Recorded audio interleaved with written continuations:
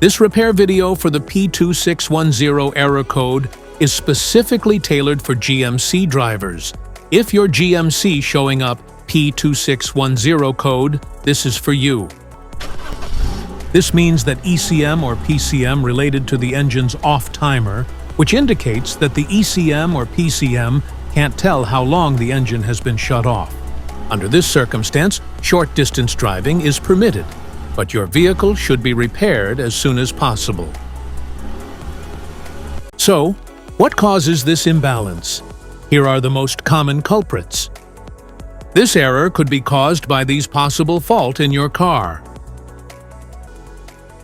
battery, engine coolant temperature sensor, PCM, wiring.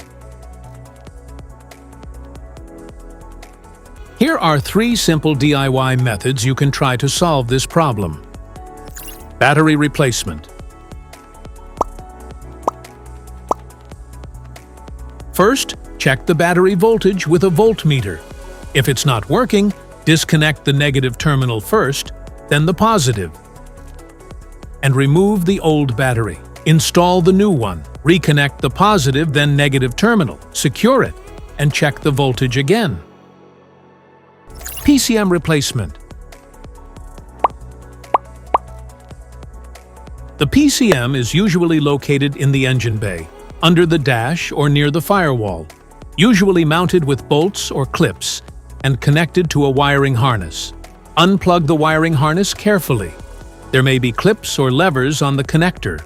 Remove any bolts or brackets holding the PCM in place. Take out the old PCM. Install the new PCM in the reverse order. Plug in the wiring harness securely. Secure it with bolts or brackets. ECT sensor replacement.